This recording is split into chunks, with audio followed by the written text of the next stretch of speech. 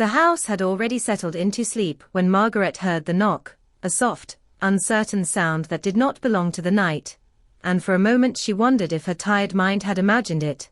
But then it came again, gentle yet heavy, as if the person outside carried more than just their body to the door, and she felt a strange pull in her chest as she walked down the quiet hallway, the floor cold beneath her feet, memories moving with her, because nights like this had once meant Thomas coming home late from work, smiling with an apology ready, and now nights were only silence. So when she opened the door and saw Ethan standing there, her grandson's face pale under the porch light, eyes troubled, shoulders stiff, she knew at once this visit was not casual, not planned, not simple, and without asking a single question, she stepped aside and let him in, closing the door on the cold air and whatever pain had followed him here. And as he stood in the living room, unsure where to put his hands, Margaret noticed how different he looked from the confident young man she usually saw. This Ethan seemed smaller somehow, like a boy again, and she led him to the kitchen, the warm light filling the space as she put water on to boil, the ordinary motion calming her even as worry grew, and she spoke softly, telling him he was safe here, that time did not matter, but he only nodded, his jaw tight, eyes fixed on the table, and when they sat across from each other, the steam from the tea rising between them, Margaret waited, knowing from a lifetime of listening that silence often carried more truth than questions, and in that silence she felt something stir inside her, a feeling she had not known for years, the sense that this night was a turning point, not just for Ethan but for her as well, because the way he finally looked up at her, eyes shining but controlled, told her he had come for more than comfort, he had come for understanding, and when he spoke, his voice low and steady despite the pain behind it, saying he did not know where else to go, that he had made a choice he could not undo, Margaret felt her heart tighten with recognition, because regret has a sound, and she had lived with it long enough to know it well, and as Ethan spoke of leaving someone he loved, a fear that had guided his steps instead of courage, Margaret did not interrupt, did not judge, she only listened, because she knew this moment was fragile, and as he spoke, her own past pressed closer. The nights she had sat alone long ago wondering what might have been if she had chosen differently, if she had trusted her heart more than the world's rules, and while Ethan believed he had come to unburden himself, he did not yet know that his words were opening a door Margaret had kept locked for decades, the door behind which lived old love, quiet longing, and questions she had never allowed herself to ask. And as the clock ticked loudly on the wall and the night deepened outside, Margaret realized this late visit was not only about a grandson in pain, it was about two souls at different points in life facing the same truth, that love, once felt, never truly leaves, and the choices we make in fear can echo longer than we expect. And in that small kitchen, under soft light and shared silence, something shifted, something began, and neither of them yet understood how far this night would reach into the days ahead. Ethan sat forward in his chair as if holding himself together took effort, his eyes fixed on the table while his words came faster now, spilling out before fear could stop them, and he told Margaret about Claire, about how they met in college during an ordinary afternoon that slowly became important, how their connection felt natural and safe yet deeply meaningful, and how over time plans formed without being forced, plans about where to live, what kind of life to build, and the quiet comfort of knowing someone was always there. But he admitted that when those plans began to feel real, fear crept in, not fear of Claire, but fear of becoming someone locked into expectations, and instead of speaking honestly, he pulled away, telling himself space would bring clarity, only to find that distance made everything louder, the memories stronger, and the silence unbearable. And as he spoke, Margaret listened closely, recognizing the familiar pattern of love interrupted by doubt, and she felt the weight of her own past rise within her, not as pain, but as understanding, and when Ethan paused, waiting for advice, she did not rush to comfort him with easy words. Instead she shared a piece of herself he had never heard before, telling him about her youth, about a man named Robert who had once held her hand with the same certainty Ethan described, a man she loved deeply but left behind when life demanded safer choices, and she explained that loving Thomas had been real and true, but that love did not erase the earlier loss, it simply taught her how wide the heart could stretch, and Ethan listened in silence, struck by the honesty in her voice, and In that moment the space between generations disappeared, replaced by a shared understanding that love does not follow rules and timing often decides more than feelings do, and Margaret told him regret does not always arrive as pain, but as quiet questions that return when life slows down, and she warned him that avoiding heartbreak does not protect the heart. It only delays the moment when truth demands to be faced. And Ethan felt the weight of her words settle inside him, realizing his choice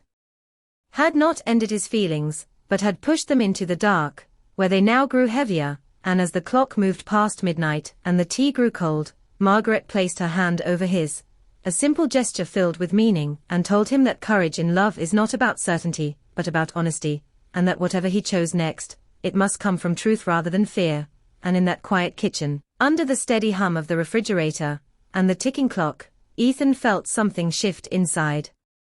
him, a sense that his pain had purpose, and Margaret felt something else awaken. The memory of a love she had once left behind now stirred by her grandson's confession, reminding her that even the stories we think are finished can still speak. And as the night deepened, both of them understood that this conversation was not an ending, but the beginning of choices neither could avoid any longer. Morning arrived quietly, light slipping through the curtains as if careful not to disturb what had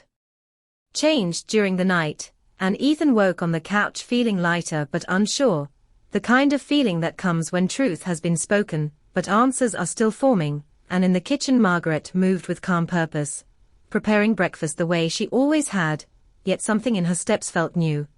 as if she was moving towards something instead of away from it. And when they sat together eating toast and eggs, the silence between them was no longer heavy but thoughtful, and Ethan asked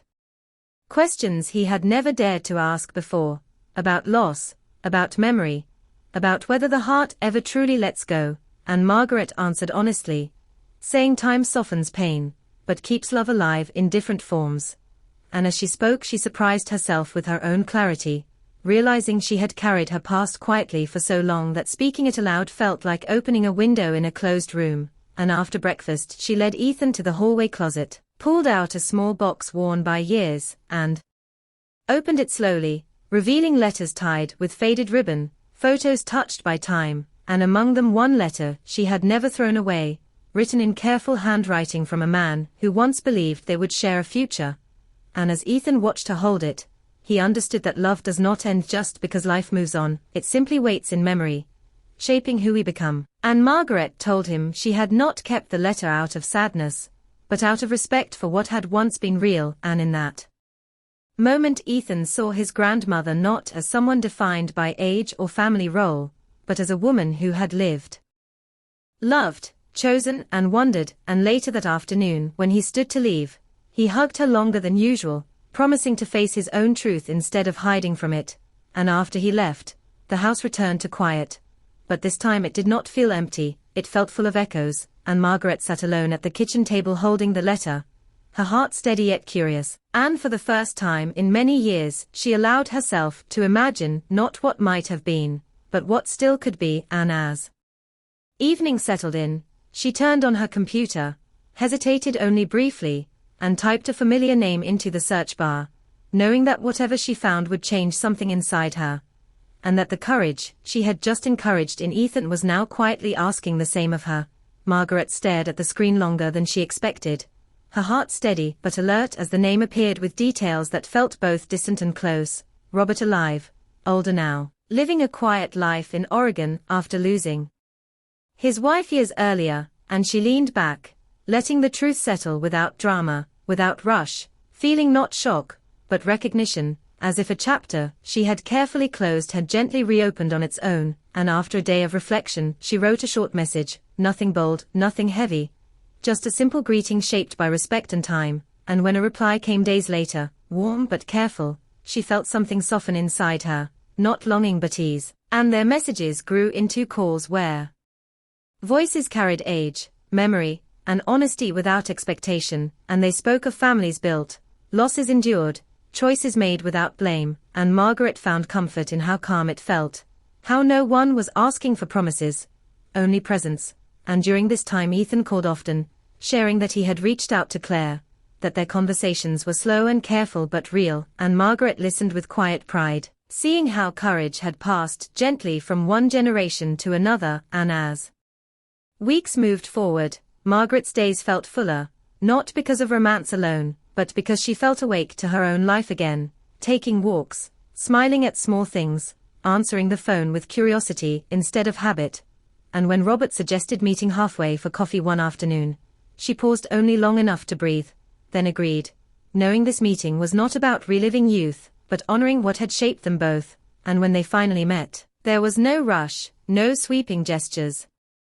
Only shared laughter over memories that had softened with time, and Margaret realized love did not need intensity to be real, it only needed honesty. And as months passed, Ethan visited again, calmer now, steadier, telling her that whatever happened with Claire, he felt more himself for having spoken his truth. And Margaret looked around her home, once quiet with grief, now filled with quiet purpose, and understood that her grandson's late visit had not just revealed his pain, but had gently